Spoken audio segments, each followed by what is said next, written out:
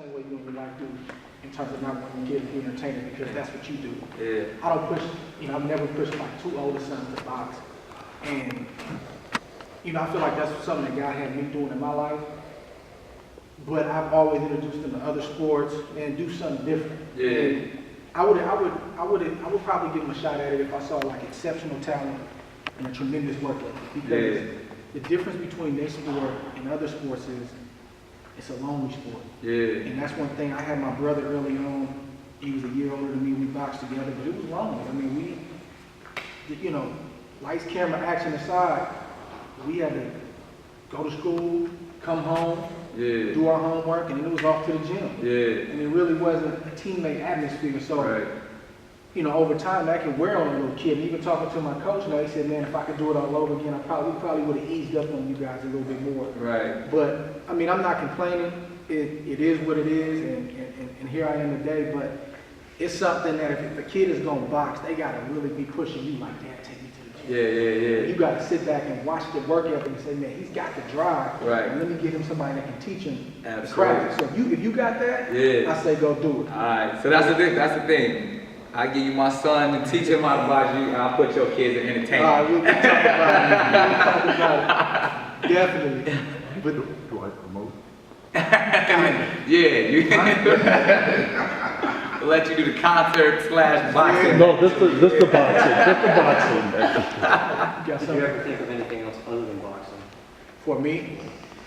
Yeah, for me, my first love was baseball. Oh wow. I was a pitcher and a shortstop, and I love baseball. Still love baseball today.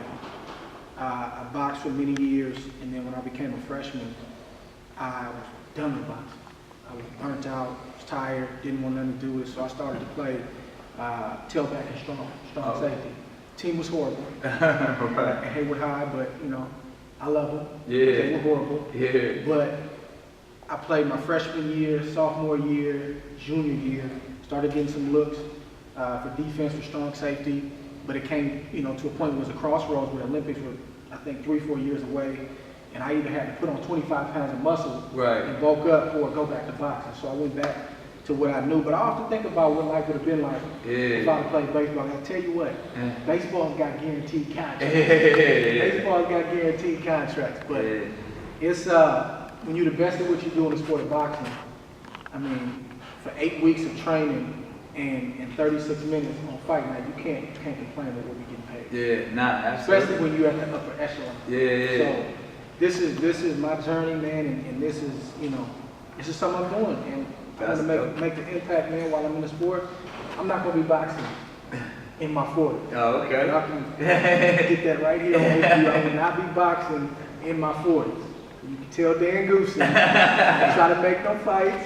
Don't call me. I'm not boxing. I'm trying to give it all I got now, and I'm done. Yeah. And hopefully That's wise, man. Hopefully I made an impact, man, while I was. That's the thing too. I was chopping it up with somebody just the other day about what it's like to be the best at something. Like I'm good at a few things, you know what I mean, and like I can do a few things really well.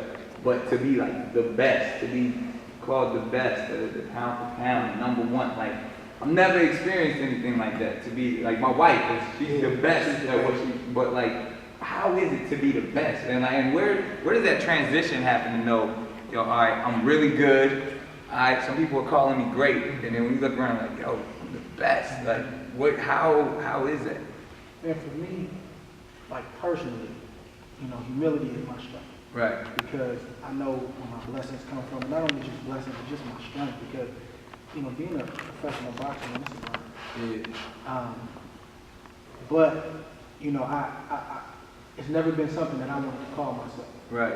And that's just the way I was raised. So I know that I'm getting up there. Yeah. I don't feel like I'm a great fighter yet. Right. I don't feel like I'm getting there, but that's something I tell myself when I'm running. I tell myself when I'm hitting the deck, you're the best. Yeah. But then you got to go out there and prove it. So that's something that fuels me. It's something that my team, we talk about internally, but you probably won't see us on camera saying we're the best. We let other people tell us that. Right. But it's a beautiful feeling though to be up there with some of the likes like Floyd Mayweather on the pound for pound list. Yeah. It's really surreal, man. Yeah. It's a surreal feeling. That's amazing, man. So it's always don't talk about it, be about it. That's just for me. Yeah. But you got some guys like Floyd and other guys, they talk about it, they back it up. Yeah.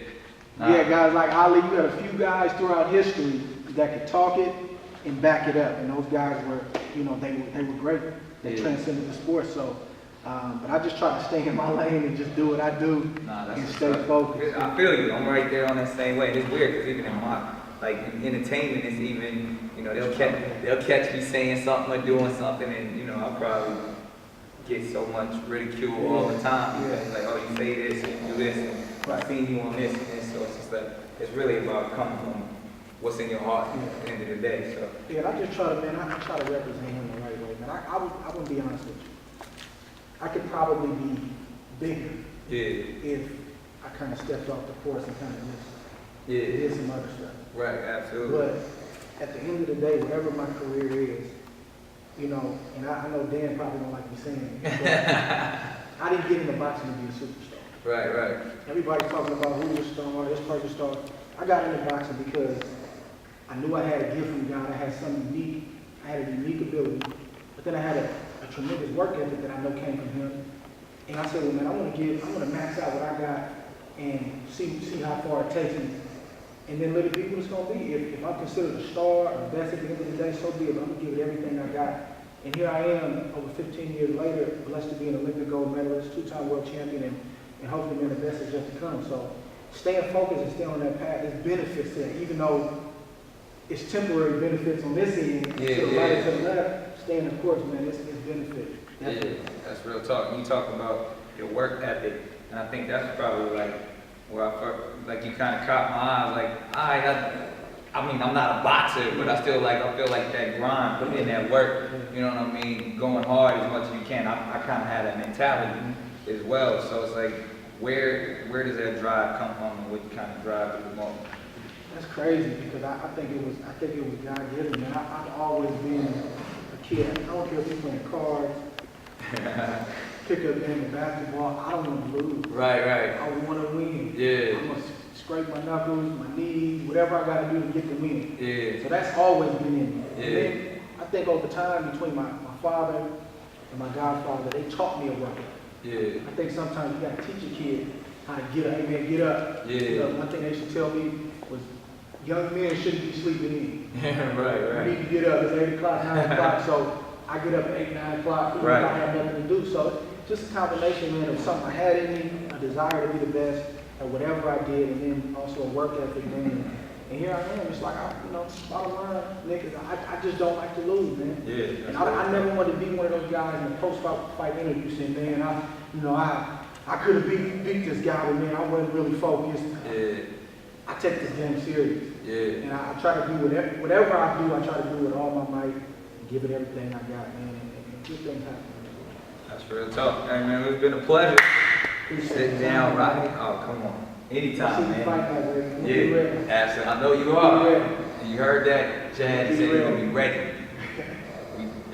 We was talking. You said you don't know if he's gonna be ready. He just said he's gonna be ready. We'll be ready. September 8th, North Arena is going down. I got to defend my house.